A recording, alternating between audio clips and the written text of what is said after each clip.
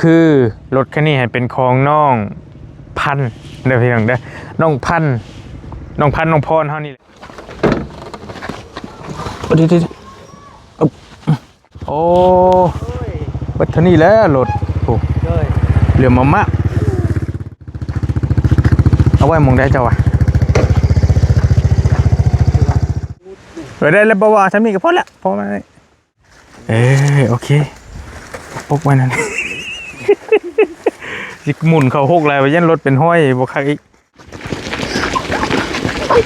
ถ่าเด้ถ่าเด้ถ่าเด้จอดไว้โอ้ยโอ้คิดว่าจะไปแล้วเนาะเพื่อนนี่เลยฮะรถไฟนี่แหละบ่รถไฟอ่ะรถไฟไอ้มันเดี๋ยวรถไฟบอกแก้วคือมีผลไม้พกนำขนาดไปยังไม่ได้เลยดิดิอันนี้ก็ยังบ่ทันได้แกะใช่ไปพอเอาไปสิเอาเจ้าบ่ล่ะสิเอาหรือแทนนักขันคอยนี่สิเอา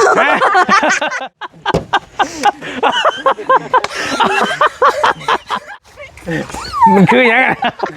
มันยังไงน่ะฮะอยากได้รถฮะจากลุงลาด้วยเหรอมันไม่รอรุ่นบ่กับมืออยากได้รถเอ้า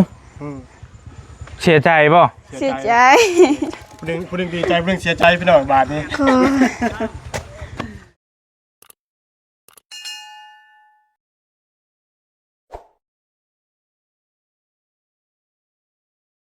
แจ้งอยู่ป่ะแจ้งพี่น้องสบายดีเด้อพี่น้องเด้อกราบทักทายสบายดีเนาะสบายดีและสวัสดีผมเป็นพี่น้องกันบัดสุขุสุขคนพี่น้องช่วงบรรยากาศค่อยคำลงแรงเนาะพี่น้องบอลลี่เดินทางเข้ามาฮอดมาจอดมาถึงแล้วเนาะสิมาเฉลยผู้โชคดีในคลิปนี้เนาะพี่น้องเนาะคือรถคันนี้ให้เป็นของน้องพันเด้อพี่น้องเด้อน้องพันน้องพรเฮานี่แหละเนาะพอดีทางอ้ายใจดีอ้ายใจบุญท่านหนึ่งเพิ่นเห็นคลิปทางบอลลี่เมื่อคืนนี่แหละเนาะทางอ้ายให้เพิ่นไปก่อนเสียงรถดังพอดีเสียงรถดังหน่อยนึงให้รถผ่านก่อนพี่น้องทางอ้ายชาวลิตนะเพิ่นอยู่ทางฝั่งไทยพี่น้องอ้ายใจดีที่เพิ่นเคยซื้อรถถีบไฟฟ้าให้น้องพันและบัดนี้แหละเพิ่นให้บอลลี่ซื้อรถจักรมาให้เนาะทางอ้ายเพิ่นเห็นคลิปบอลลี่เมื่อคืนนี่แหละบอลลี่มาหาว่าน้องเพิ่นมาแต่เวียงจันทน์เพิ่นอยากได้รถจักรอยากได้รถมอเตอร์ไซค์นี่แหละเพิ่นก็เลยว่าหาสั้นละซื้อไปให้แน่แต่ว่าอ้ายเพิ่นมีขอแม่น้อยนึงเนาะเพิ่นอยากให้บอลลี่หันเอารถถีบไฟฟ้าหันคืนและจะเอารถจักรนี่ให้นะเพิ่นจะเอารถถีบไฟฟ้าหันไปให้น้องอีกคนนึงเนาะเพราะว่าการใช้รถถีบไฟฟ้าในบ้านของน้องพันธุ์นี่มันบ่เหมาะสมปานใดเพราะว่าขี้ตมขี้ฝุ่นขี้ฝ้อยแล้วก็ยามนี่นะโอเคอยู่แต่ว่ายามฝนมันบ่แฮปปี้เลยกับการเดินทางกับการใช้รถไฟฟ้านะเพิ่นก็เลยให้บริษัทรถจักรมาให้เลยสิเปลี่ยนเอารถสิคอรถไฟฟ้าน่ะคืนสิไปเอาไปให้อีกเคสนึงเนาะเดี๋ยวบริษัทที่มาแจ้งต่างหากว่าสิไปให้ภัยจังใดนะแต่ว่าตัวนี้ละเฮาสิเอาไปเซอร์ไพรส์น้องเพิ่นก่อนเนาะมาก็บอกแก้ว2คนมาลีกะมาจอดอยู่นี่แหละสิเตรียมปูจักสิเฮ็ดจังใดพี่น้องก็ยังวางแผนกับบอกแก้วอยู่เอาลงนี่เนาะเอาลงนี่แหละให้บอกแก้วเหมือนกันให้บอกแก้วถ่ายอยู่พี่เดี๋ยวจะเอาเบอร์ข่อยเด้อเอาเบอร์ข่อยแหละข่อยจะเข้าไปก่อนเดี๋ยวเจ้าโทรหาข่อยว่ารถไฟสินะอันบอดี้ให้น้องพันธุ์แล้วเบิ่งนี่แหละว่ารถไฟประมาณนั้นเดี๋ยวสิให้บ่แก้วโทรหาพี่น้องแล้วก็จังว่ากันเนาะสิให้เสื่องไว้แถวป่าแถวนี้แหละ ดี๋ยวมาเบิ่งว่าน้องเพิ่นสิดีมุกดีใจซ้ำใดราคารถย่ำอีกเทื่อนึงว่า 19,000 บาทเด้อพี่น้องเด้อเป็นรถนำเข้าจากมาเลเซียเป็นรถเวฟร้อยก็สภาพก็แล้วแต่คนใช้มันก็ใช้ได้เป็น10ปีนะแล้วแต่ผู้ใช้บางคนก็จนว่ายังไงหยาบๆในจนตายป้ามันพูดแหละแล้วแต่เขาใช้งานนะ 19,000 บาทเป็นเงินบาทเด้อพี่น้องเด้อเป็นรถมาเลเซียเป็นรถมือหนึ่งในห้างเลยนะครับบริซื้อมาแต่ดึกมอเตอร์เขาหาวิธีเอาลงก่อนโอ้ยจะเป็นแน่นคักเพิ่นผูกนี่กะเบิกก่อนบักแก้วมีมีดมีอย่างอยู่บ่ๆเลยมีดกับใครน้ำรถเบาบุญไว้ว่าไรเฮ็ดอะไรก็ขึ้นแก้เอาเท่านั้นแหละปะคอยหาเนี่ยแต่เจ้าขึ้นง่ายเรียกคนกระเจ้ายักษ์ไว้ฟังนะเจ้ายักษ์ไว้ฟังนะเดี๋ยวซอยกันเอาลง2 คนเท่าถือว่าร้อยดีแล้วพี่น้องกระเจ้ามัดย่อมฮับอยู่เป็นมือแม่มืออาชีพเฮงเล่าขึ้นผู้เดียวพ่อขึ้นปัก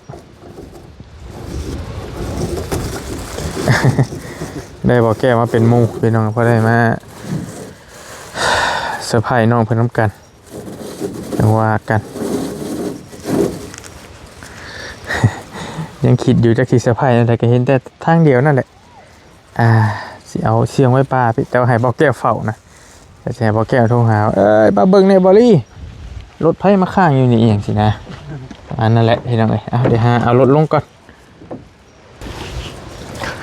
โอ้เสือกฟางลายแบบนี้เลยแบบว่าโยกรถที่โยกทำใดกับไม่มีปัญหานะเพิ่นบัดให้นะพี่น้องถือว่าร้อยให้เนาะทางห่านเพิ่นโอเคเบิ้งหัวเรามาจะหัดกดไหมพี่ห้องทั้งสองต้องลงลุมบัดสองเจ้าเคยเอาขึ้นเอาลงอยู่แต่ว่าโอเคจะลงมาลุมพี่จะไปขึ้นขาลงปั๊บจะขึ้นบ่บอกขึ้นต้องเอาตีนข้างหนึ่งลงก่อนเด้นะแล้วจับมองไหนมันวะนี่จับนี่อันนี้บ่นี่ปึ๊บโอเคดิ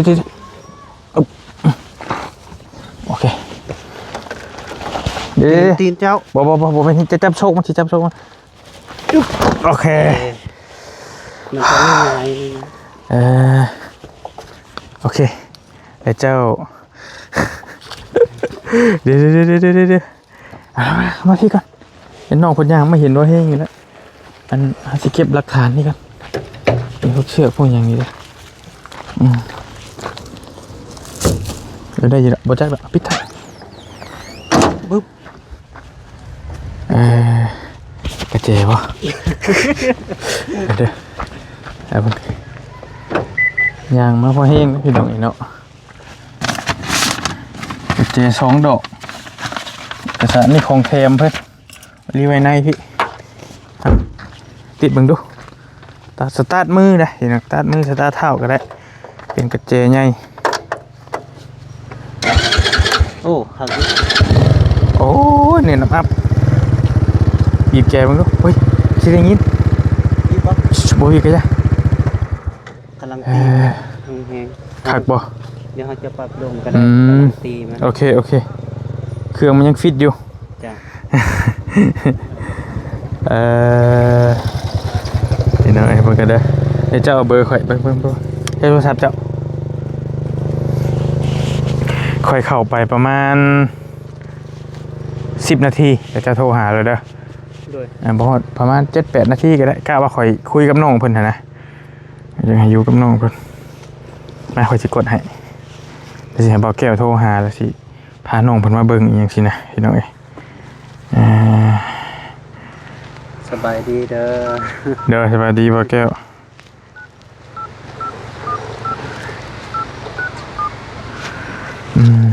ถือว่า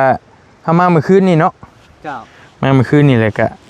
มื่อนี้มาอีกบอกแก้วเมื่อคืนนี่ก็บอกแก้วมานำมื่อนี้ก็มาอีกนี่ก็ได้มานำอีกโอเคขออยู่ในรถตัว67ลงท้ายเห็นเด้อโดยเบิ่งกันเด้อป้าเจ้าขี่ลงไหมขี่ลงมาห่วยพี่ก็ได้มาเบิ่งดู เตรียมแผนหน่อยนึงสิ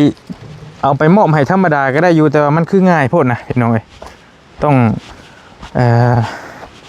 ให้มันสมราคาเพิ่นซื้อมาให้แน่รถใหม่ๆเกือบ 20,000 บาทโอเคอีนำมาลุมพี่ถือว่าลดราคานี่เบาลี่ว่าซื้อช่วยเหลือนี่ถือว่าเหมาะสุดละเหมาะสมที่สุดเลย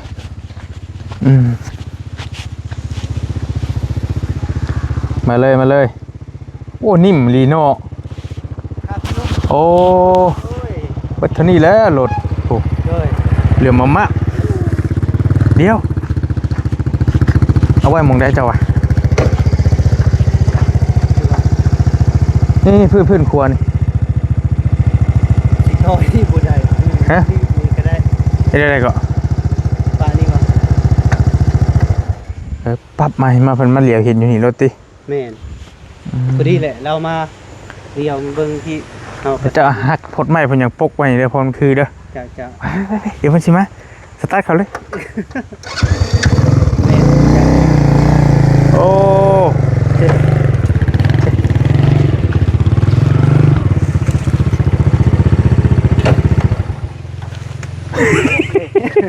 เอาใบเป้าไปยังไงแบกใบเป้าตามแผนตามแผนเดี๋ยวมันสิคำก่อน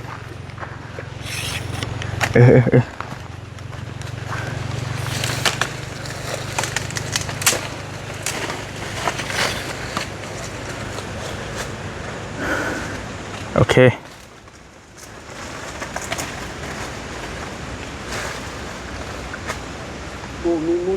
ได้แล้วบ่ว่าทำนี่ก็พอแล้วพอมาเป็นห้างมันบ่ห้างก็บ่ทำลายห้างมันก็จะ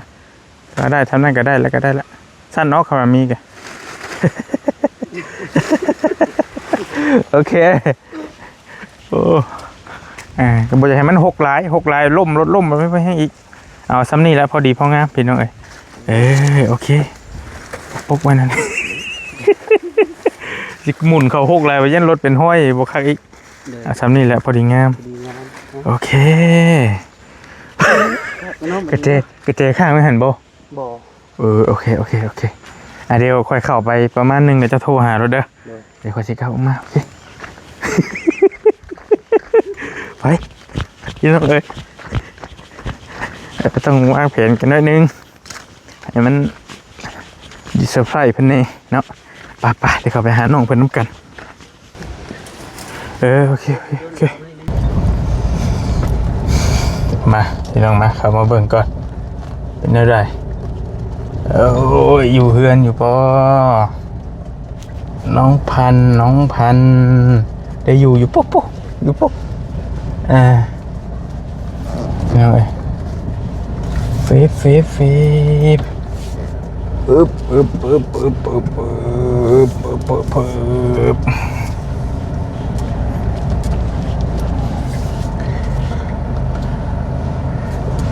มาคุยน้ำน้องปัญหาจังหน่อยกินนี่เด็กน้อยดึกไม่ใช่รถพี่น้องโอ้บอกขักไปได้เด็กน้อยพันลิ่นกันเลยดึกไม่ใช่รถบอลี่กำลังขับมานี่ผมเห็นไม่ใหญ่แต่ไม่ใหญ่เดี๋ยวเรียบร้อยเลยไม่เศษไม่น้อยฮะพอเด็กน้อยดึกไม่ใช่รถว่ะดีแต่เป็นไม่น้อยดึกใส่หนารถฮะเด็กน้อยบ้านเจ้านี่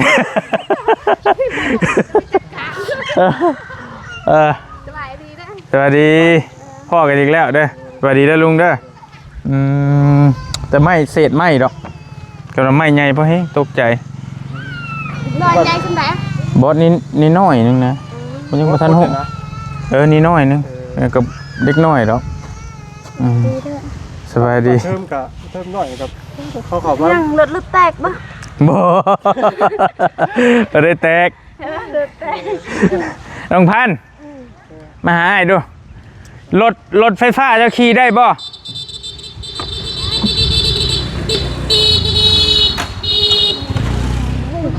คืออย่างไรชนหมาเห็นกว่าเนาะหัวคักนะชนต่อไม่โอ้ชนหมาก็เจ็บเติบอยู่ได้ล่มฮะรถหมามันรถไฟฟ้าจะขี่มาหาไอ้นี่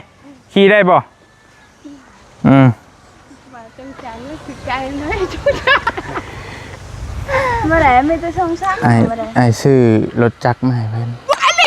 จะปากเชื่องไว้ห่วยบ่เชื่องไว้ห่วยฮะ ไปไหนกลับมา ฮะ ไปไหนกลับมา บ่อันเบาแก้วถ่ายอยู่ห่วยบ่เชื่องไว้ห่วยบ่เดี๋ยวจังเราโทรมา ให้เราเฮียนเราเห็ด เลยเห็ดบาทเดียวหน่อย ว่าดอกก็อะไรก็ได้มุนบ่ น้องคนใด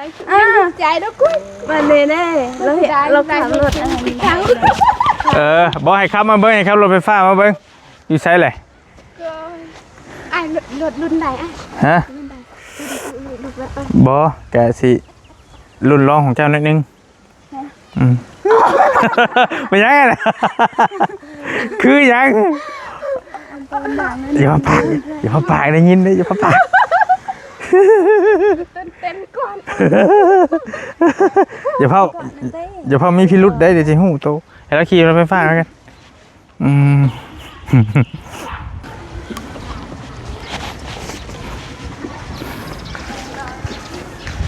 ขี่รถไฟฟ้ามาเลยเป็นยังไงเบ่งมา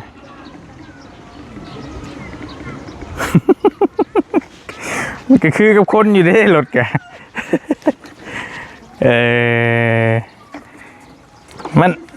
มันก็บ่มีปัญหาหยังบ่ล่ะใช้ได้ปกติบ่สบายดีโอเคอยู่บ่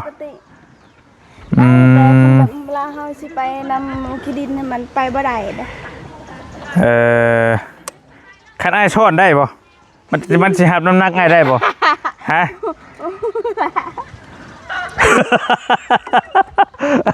ฮะซ่อมจักเทื่อบ่ทันซ่อมจักเทื่อบ่ซ้อมพรไปซ้อมแต่ซ้อมยังวะ แต่ว่าตัวนี้นั่นขี่ยามแรงน่ะโอเคอยู่แต่ว่ายามฝนน่ะบ่อยากเหมาะปานใดนี่น้องเอ้ยก็น้ำแรงก็ถ้ามันมีขี้ดินก็เฮาไปบ่ได้คือเก่า ขอโทษเด้อ โดย มีขี้ดินทรายสิบ่ โดย มันต้องขี่ในทางยางนะ ถ้าทางยางหันใดอยู่ เบิ่งจะลงมาเบิ่งเอามาเบิ่งบอกว่าไอ้นางน้ำสีบ่ได้อะไรก็ได้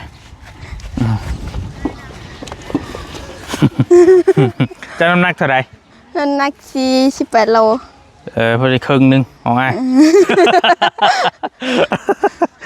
พอดีครึ่งนึงเบิ่งจะจับให้ไอ้เลยไอ้หาบัตรนึงจับให้ทิ้งเที่ยงเด้อขี่นั่นได้ปะก็โทษเด้อเฮ้ยพอแห้งเว้นอีกเปิดตัวได้เฮ้ยเปิดอันนั้นเด้บิดไปเลยบ่อันนั้นบิดกระแจก่อนบิดกระแจก่อนโดยแล้วก็บีบตัวอันนั้นอยู่ลุ่มหั่นเด้สิโดยแล้วก็บิดไปเลยโอ้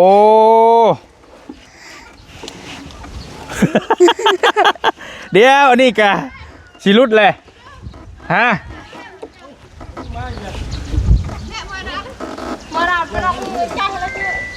ฮะเดี๋ยวยังมานี่โดยสบายดีฮัลโหล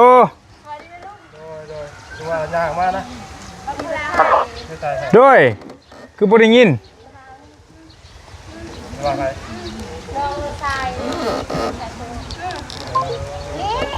ผมมีสัญญาณบ่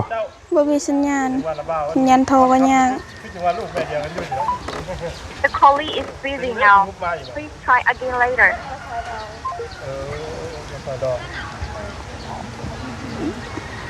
เสือใบบากอง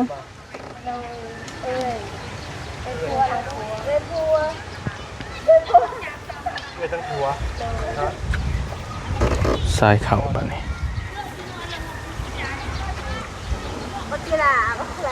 อันกลายก่อนเด้อ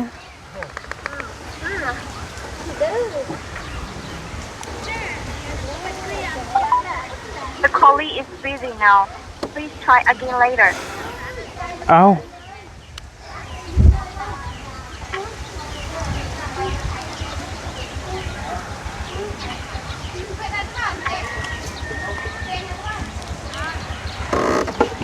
ขี่ไปฮอดหัวนี้ได้บ่ได้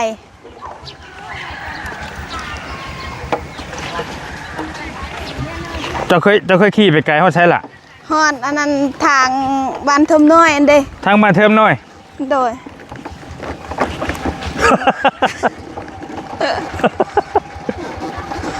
เจ้าเคยช่อนกันเคยช่อนกันอยู่บ่ เคย เออใช้เบ็ดเบิดแล้ว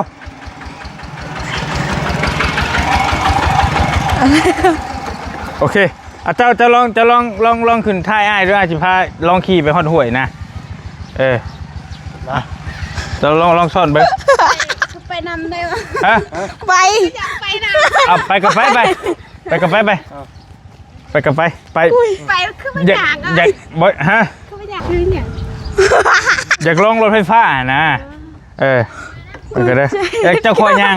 เจ้าชิมาบ่ไปอาบน้ำบ่ไป เด้อย่า ไปอาบน้ำกับไปกับไปเบิ่งเด้อ เดี๋ยวรถจักรโอเคโอ้ยางแบนบ่ล่ะโอเคลองเบิ่งพี่น้อง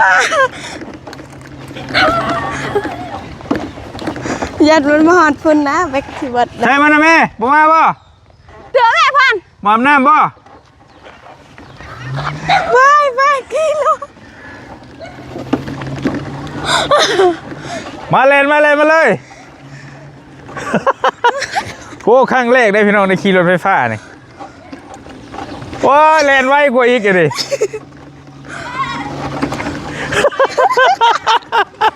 เดี๋ยวโอ้ยเดี๋ยวอันนี้ไอหาได้ใช่จับมันนี่อยากลองมึงหาในเอามาห่วยพี่ได้แล่นมาห่วยพี่ได้อันนี้เหยียบทั้งลุ่มก็ได้ป่ะ ได้ โอ้ย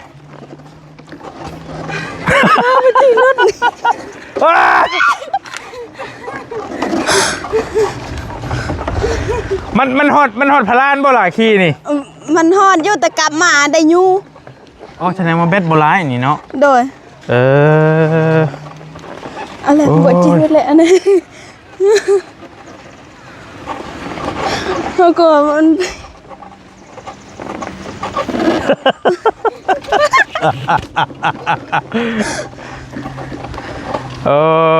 เนี่ยแดงนะได้เบ็ดแดงได้นี่ฮะน่ะโอ้ยแล้วจ้อยโอเคอาจจะลองขี่ลงไปโอ้ยยันยางมันแตกขี่ลายอะไรก็ได้เดี๋ยวว่าขี่มาเบิ่งห่วยพี่มามาหอดมันสิหอดชัยเดี๋ยวหู หอดชัยดิอันนี้ดิถ่ายอันนี้ได้อยู่ไว้เลยได้เฮ้ย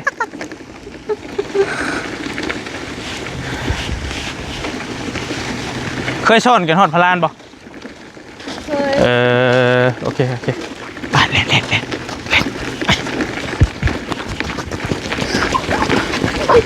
ถ่ายเลยถ่ายเ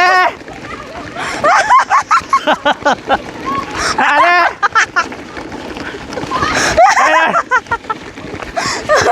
โอ้ยขนาดมาขี่ร้องมาเบิ่งใกล้ๆนี่ก็จากแบดจากเบิดแล้วได้กับน้องปุ้ยฉากแน่เบิ่ง Gần thế chị đó cũng cả đừng nín chị đừng làm chứ ขี่ลงห้วยได้ป่ะขี่ลง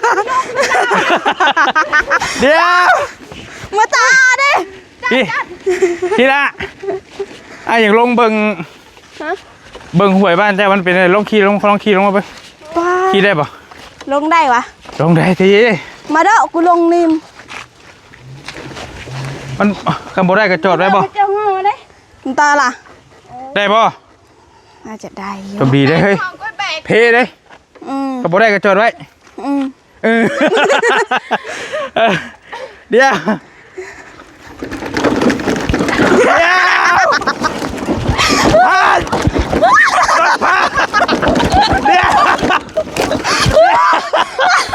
ได้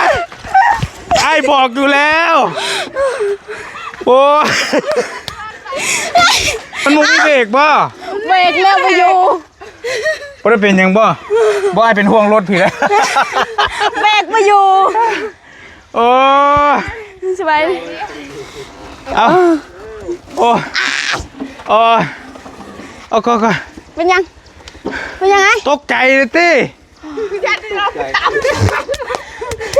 เออ แล้วอ่ะเอาเบรกแล้วมันไปอยู่ โอ้เกือบกินนี่ฮะนะตายคักๆโอ้เมื่อยได้อันตกใจเจ้านี่ได้ตกใจนี่กับพ่อแห้งบอดอกเอาเบรกแล้ว โอ้ เบรกแล้วเบรกไปยุ่งมันกระโดด มันมาคืนรถอันนั้นลุงอยู่ หาเนี่ยแป๊บนึงโอเคป้าไปก่อนก็ได้ตัวนี้โอ้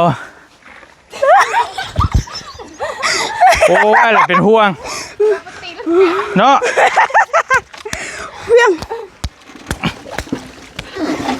ต้องเฮ็ดจังได้บอกได้ว่าเอาลงบ่ได้อย่าเอาลงเห็นบ่เรียบร้อยเด้อเห็นบ่มาจอดไว้พี่ก่อนมาจอดไว้โอ้ย โอ้คิดว่าจะไปแล้ว เนาะ เพื่อนนี่เลย ฮะ เอ้าร ถไผนี่ล่ะ บ่ฮู้รถไฟอ่ะ รถไฟไอ้มันเล่น เดี๋ยว รถไฟ รถไผบ่แก้วคือมีผลไม้พกนำ บ่ฮู้คือกันจะเป็นรถไฟแล้ว ยันรถเขาบันทำน้อยเนาะ ฮะ ยันรถเขาบันทำน้อย เว้ย เอาเพิ่นคือสิมาจอดไว้นี่ บ่แม่นรถลักบ่ดีบ่ บ่ฮู้เฮากำลังยันรถบันทำน้อย ยันรถเจ้ามันจอดไว้ได้รถไฟก็ยัดได้กูทายพี่แจ๊มันสิลักกัน เดี๋ยวโอ้ยังมีไม้อยู่ได้นี่ล่ะเบิ่งดูหาเบิ่งดู ป้าโอ้ขนาดไปยังไม่ได้เลยดิ โอ้ เดี๋ยวอันนี้ก็ยังบ่ทันได้แกะใช่มั้ย โอ้ยคอยจะโตฉันเด้อก็อย่ามัน อยากได้บ่ อยากได้ เอาไม่ล่ะ บ่กล้าเอา แล้วแต่ จะ เลย ขาย เป็นหยังแล้วแต่ชุมเจ้าได้ แจ๊ก็ รถไฟนะ บุญมาชนะ ไผบ่ทันมีเจ้าก็บ่ทันมีรถ โดย คือว่าอยากได้รถอยู่คืนนี่บ่น้ำไม้คืนนี่ อยากได้รถอยู่แต่มันบ่มีกระจก ผู้นี้ก็บ่มี โดย แม่นบ่แต่มีแต่ของอีหล่าเพิ่นนี้น้องพรคำก็บ่มีนี่แต่ก็บ่มีเอาไว้ไผ อาชาสิตีไหมเฮ้ย เขาจะเปลี่ยนไปบ่มีกระแจเขาสิยุ่งเอาไปใส่เอ็นเปลี่ยนคอ เปลี่ยนไหมเนาะมันเปลี่ยนได้เลยล่ะเอ้ยนี่เปลี่ยนได้นี่เปลี่ยนได้ เปลี่ยนได้อยู่ ตกลงเนี่ยได้ เอา ป่ะ แสนกี่เพิ่งได้อัน ห่าน เปลี่ยนน่ะ เฮ็ดได้บ่นี่เอาบ่แก้วอยู่นี่กินนี่ ไอ้เห็นรถไฟ จะเห็นบ่เขามาจอดไว้ บ่เห็น เอาแล้ว ว่าเมื่อเขาไปหาตึกแห่หวย น่ะ โอ้ยบ่ ใช่ สงสัยอยู่ใดไปหา ตึกแห่บ่ มีบ่คุณ ฮะ แห่อยู่บ่ เอ้าคุณตึกแห่ยังเขาจอดรถไว้เด้เขาหาตึกแห่ตึกหยังว่าบ่ได้เด้บ่สร้างเด้มันไปลักรถเขาเจ้า คอบ่ได้หรอก โอ้ยอยู่ไปสบายสิเอาไปเลยจะเอาไปอยู่ไปเอาเด้อ ลองอยู่ไปเบิ่งลองอยู่ไปเบิ่งละลองอยู่ไปเบิ่งลองอยู่ออกมาเบิ่งดูมันตีนสิปีนอยู่บ่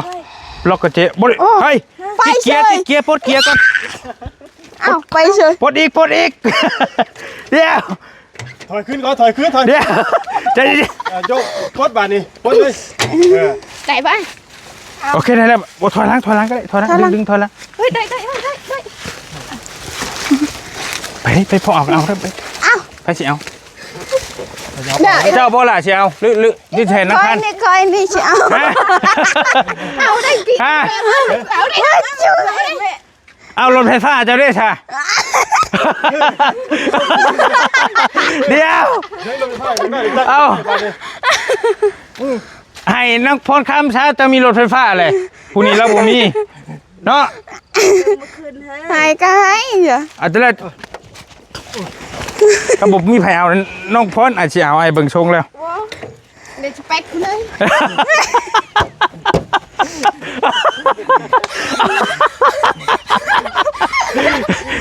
สเปคเลยบ่ สเปคเลยนี่ไอ้บอแทบมีเจ้าของอ่ะเจอของอ่ะ หายเป็นรถหลักบ่ คือประกาศปง ชันบ่ มีบ่กระเจเจ้าติดรถติดส่งมาเบิ่งหาเบิ่งขอลองมาลองมึงดูมันติด อ๋อได้เว้ยประกาศหารถไปจักกันนะ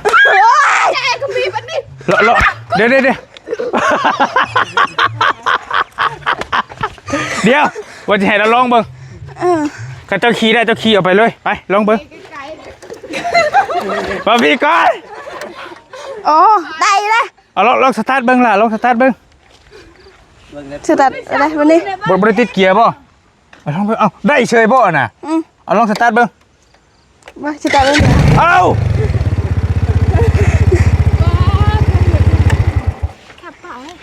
น่าจะตกใจด้วยนะมัน เอาแกกระดังบาดนี่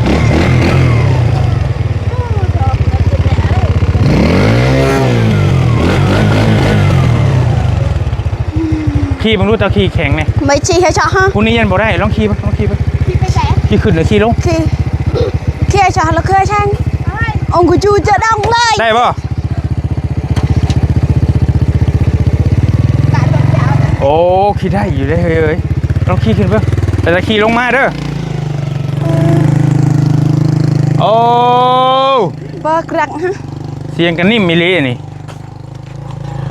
โอ้ไปแล้ว จับช่องมึง จบสองบ่แม่นรถเจ้าบ่คือกระเจคืออยู่น้ำเจ้ามันคือถือกัน รถก้อนนี่แหละมาฝากไว้ อ้าวว่ามันที่มันเรียกว่าแก้ว เขามาแข่งขาเลยเขามาปกติ ขี่ลงใช่ละขี่ลงมา คันมันคอยแบบนี้มันบ่กระโดดหั่นน่ะใครแน่อันนั้นมันกระโดดแล้วตั้งใจบ่ โอ้รถไฟฟ้าเจ้าเห็นอะไรงงเลยโอ้เสียงนิ่มมิลิลี่นี่โอ้โตอยู่บ้านได้ผู้สาวทรงได้นะทรงได้คือจะขี่มาหาผู้บ่าวเป็นยังไงนะ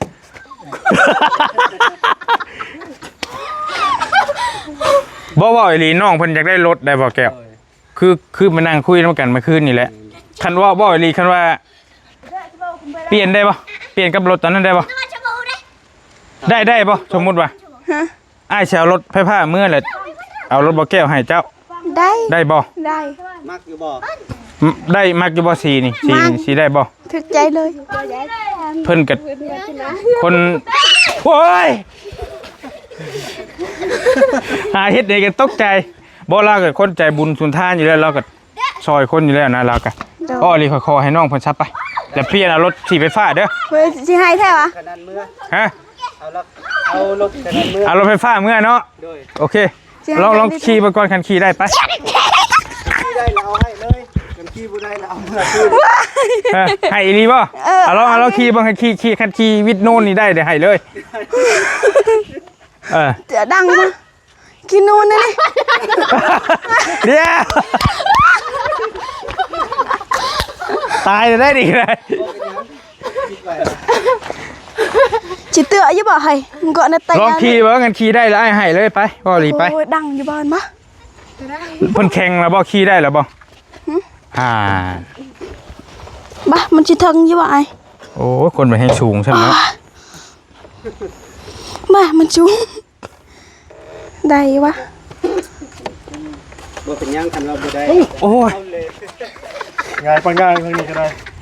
จักข่อยสิเล่นไปทางใดทางยาไผกับพ่อไผพ่อมันได้บ่ล่มบ่เดี๋ยวอันนั้น บ่มั่นใจน้ำเราเลยบ่พอขี่ก็จะบ่พอขี่ก็จะ เอา เดี๋ยว เฮาลองเบิ่งอยู่โน่นได้บ่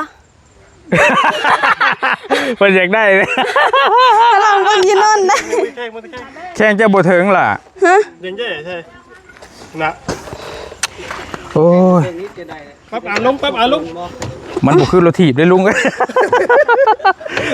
รถถีบนี่ก็ปรับอ่านได้เลยอันนี้มันรถจักรนี่ลงก็ละ มันสูงมึงก็ออกจะยังมึงก็ตารางบ่ เปลี่ยนได้บ่เขาบอกอีหลี เปลี่ยนได้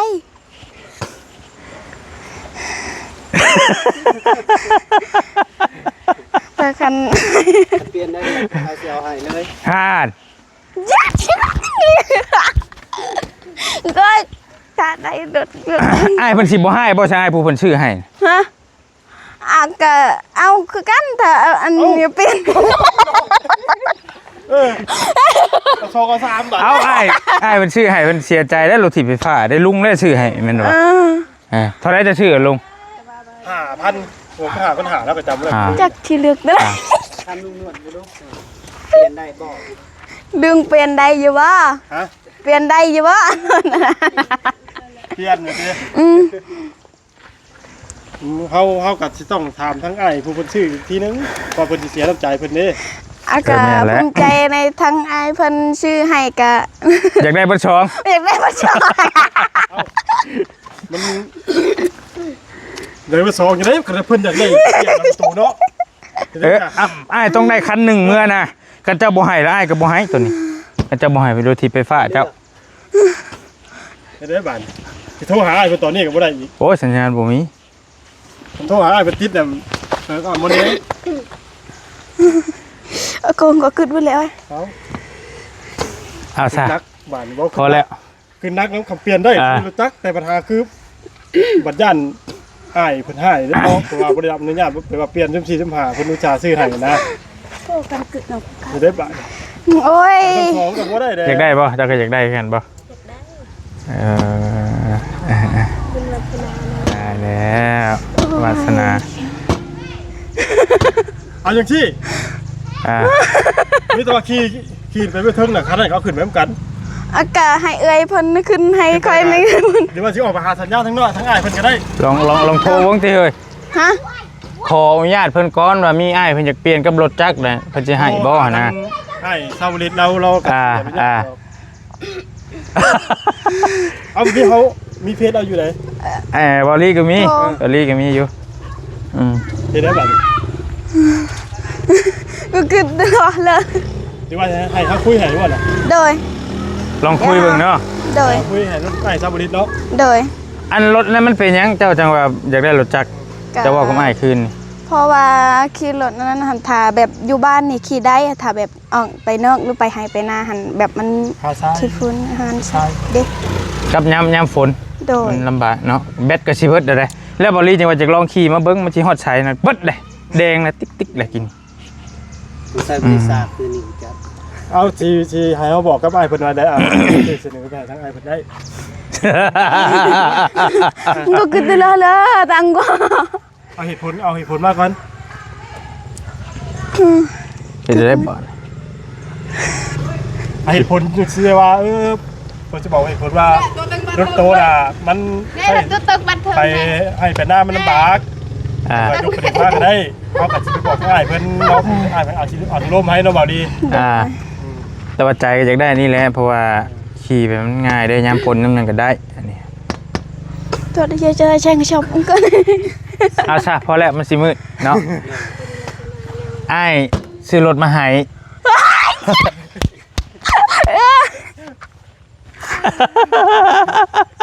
คิดว่าจะได้รถแล้ว แต่ว่ามีขอแม่มีขอแลกเปลี่ยนน้อยนึงเพิ่นให้เอารถตัวนั้นคืนแล้วสิเอาตัวนี้ให้เจ้า โดย ได้บ่ ได้ เสียงอะนะอ้ายคนเดียวกันอ้ายชาวลิต โดย เพิ่นอันน่ะเพิ่นเห็นคลิปอ้ายที่มาหาเจ้าเมื่อคืนนี่แหละว่าเจ้าอยากได้รถมอไซค์แต่ว่าเพิ่นอยากขอรถคันนั้นน่ะคืน โดย เพิ่นสิเอาไปให้อีกครอบครัวนึงเพราะว่าการใช้มันก็คือลุงหู้แหละมันบ่เหมาะสมสภาพถนนบ้านเจ้ามันบ่ได้ โดย แล้วเพิ่นอยากเอาไปให้อีกน้องอีกคนนึงได้บ่เปลี่ยนกับรถจักร ได้ คันบ่ได้แล้วยอมเลยคันเจ้าว่าบ่ได้เลยยอมเลยเอ้ยนั่นแล้วเด้อ โดย ชื่อมาให้โอเคบ่ชีมักบ่ มากคือใจกัน ไอ้เบิ่งชงผู้นี้ดีใจกว่ากินนี่ เอาคิดว่ารถเพิ่นจอดอยู่อันนั้นเพิ่นไปตึกปลาหยังเอาคิดว่าบ่แม่นรถเอาไม่ได้ 19,000ลุงเอ้ย 19,000บ่ 19,000 บาทสิถือกว่าของน้องพรเท่าไหร่น้องพร 25,000 มันคือหยังอะมันหยังน่ะฮะ อยากได้รถ อยากได้รถ ฮะ จากเวลาด้วย โมเมนต์รอรุ่นบ่ได้กับมือ อยากได้รถ เอ้าเสียใจป่ะ เสียใจ ผู้หนึงดีใจผู้หนึงเสียใจพี่น้องบาทนี้ เอ้า เมื่อยแล้ว ว่าดีบ่ บ่ล่ะ แม่นนะ หนาจะแม่นก็ไม่รู้เป็นไง เอ้า ต่อกาว่าอยากได้รถคือกันว่า เอ้า เงินถังเชื่อ เซ็ต ตายค่อยรู้สึกผิดแล้วบัดเพิ่นรุ่นอยู่บ่กินนี่ว่าสิเพิ่นสิให้เพิ่นบ่หรือสิให้ผู้นี้บ่หรือว่าจังไดหรือว่าแบบใด กันรุ่นกันแล้วเนาะพล ป กา ระมาณนั้นแล้ว เพราะว่าก่อนหน้านั้นคิดว่าคืนรอคอยที่จากเพิ่นผู้ใหญ่ที่ว่าตอนแรกไว้ซื้อให้น้องเพิ่นเด้ โดย บ่จักเลยได้บ่ลีก็เพราะว่าบ่ได้คุกคีกันต้องถามลุงเพอลุงมาเรื่อยนะไอ้บ่ลีบ่จักเลยว่ามันเอ้า บ่ล่ะก็ให้ฟังแหน่มันคือหยังมันเป็นแบบใด ตึกแบบใดกันถามทางลุงเพิ่นกันได้ที่โหรัก เอาเจ้าผู้เอื้อยเด้เจ้าสิบ่ฮู้ว่าจะอยู่นํกันคุมื้อ เอาบ่ได้อยู่ เออ จักกูจะว่าจังไดเราก็อยากได้รถคือการแบบทางผู้ใหญ่เพิ่นบอกให้เรารอถาประมาณ3เดือน4เดือนแล้วเนาะลุง เราว่าสิปีใหม่นี่แล้วก็บ่เห็นเลยเด้อ มีผู้ใหญ่เคยให้ความหวังไว้ว่าสิซื้อรถให้ แม่น แล้วก็ท่ายามใดก็บ่ได้จักเทื่อ แม่ถามไหนก็บ่ได้บัดที่พอเห็นรถเจ้ามาแล้วก็คิดว่าเป็นของตัวเองแล้วบัดนี้เกิดโมเมนต์แล้วก็เกิดอาการที่ น้อยใจน้อยนึง ใจน้อยนึง เอาเป๊บ ไปเลยบ่ ไปจ้อย นั่น ดินั่นบ่เอาให้เอื้อยบ่ทันล่ะบ่ได้แล้วเจตนาผู้ใหญ่เพิ่นให้ผู้นี้มันก็บ่แม่นลดอ้ายอีกบัดนี้คือฮู้กันนั่นแหละ อ๋อบ่สามารถ ให้มันบ่สามารถเปลี่ยนได้ตัวนี้เพิ่นจอดจงมาว่าตั้มมาให้ผู้นี้ก็ต้องให้ผู้นี้เฮาเฮ็ดเป็นนั้นบ่ได้ มาโตเคียชอกปืนคนยาหาไปก็อายุเอิม ไปจะไปขึ้นเฮือนขึ้นซ่านไปมืดแล้วขับมาเรื่อยๆเด้ บ่ค่อยแต่จังไปถามเราอีกเทื่อนึงเนาะ เดี๋ยวจะ ว่า คุยกัน โอ้บ่แม่นมื้อนอนตุ้มผ้าให้แล้วบ่บัดนี้ข่อยงงแล้วบัดนี้โอ้ย แล้วให้ย้อนรถนี่จักไรเทื่อแล้วเนาะลุง ตอนให้น้ำไผว่าตอนน่ะบ่ตูนบ่หรือบ่ยาวเรื่องโทรศัพท์บ่ตอนโทรศัพท์ตอนน่ะเนาะเห็นให้เทื่อนึงแล้วนั่นแก ไปมาคุยกันอยู่เพื่อนแล้วเมื่อสะพ้ายพ่อแม่ยังไม่ได้จักใช่ไหมนี่ โดย อืม จะชอบไปแหละนี่อาจารย์ก็ให้จะตีจะกูขับเอิม ขี่กินเองบ่ได้ว่าเพราะไอ้ ให้เอ้ยพอนั่นขึ้นให้ยืดเทิงแล้วเขาขับเอามือเอง ยังบ่ได้ ทาง เดียว อ้ายเพิ่นขี่ก็ได้บ่ทางอ้ายเพิ่น บ่ได้ขี่ขึ้นไปก็ได้สอนไปเลยต้องลองแล้วแหละ แล้วดิ ให้คิดฮอดเทิงให้น้องมันขี่ไปทีนึง โอเค เพื่ออย่าเหมือนอย่างมันขา อาก้มประตูขับอาจารย์ ให้นั่งพรไปขี้ให้ไปเพิ่งข่อยก็ยังบริโลมึงอยู่ได้เป็นผู้ซื้อมันอีกอะใช้ตามันเฮ้ย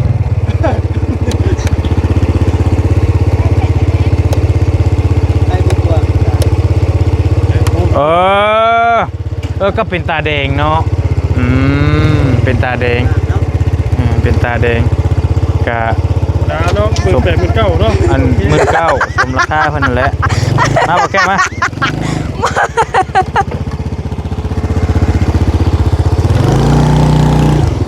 ขึ้นมาเอาตัวลองช้อนก็ขึ้นมาเบิ่งไปสิช้อนเอามาขึ้นมาแล้วล่ะมาบ่ต้องย่าน ก็อาจารย์ตัวไหนไหม โอเค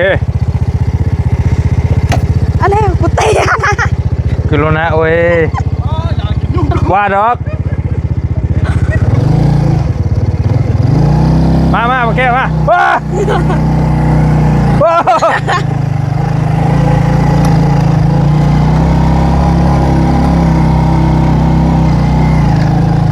ดเทิงนี่ก็ได้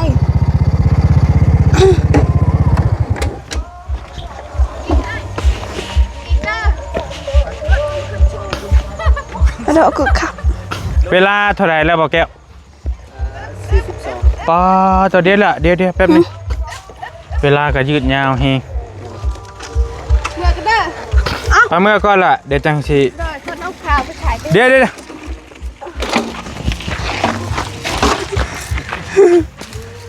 ก็มีแต่บอลลี่สิเบกไว้ซ้ำนี้ก่อนก็ได้คลิปมันยาวเลยแล้วจังเมื่อให้น้องพันธุ์กับครอบครัว ผู้แข่ ขอมกขอบใจพอเคนนี่ก็ว่ากัน โดย อันนี้มันก็40-50 นาทีเลยที่เป็นชั่วโมงเลยจังหน่อยแล้วก็สิเมื่อเซอร์ไพรส์พ่อแม่ได้อีกเทื่อนึง โดย เซอร์ไพรส์ไม่เท่านํเราบ่ทันจักช่องได้นี่ โดยเรา เนาะ ดีใจแหละเธอ โอเคแล้วจังว่ากันเดี๋ยวเมื่อสรุปผลอยู่พุ่นอีกเทื่อนึงเนาะพี่น้องเนาะไปเจอกันเด้อเดี๋ยวจะให้น้องเพิ่นเมื่อขอบมกขอบใจอยู่พุ่นอีกเทื่อนึงแล้วจังว่ากันเมื่อเซอร์ไพรส์อีกเป็น2ชั้นเลยนะรอบนี้ไปสวัสดีเจอกันพี่น้อง โดยสบาย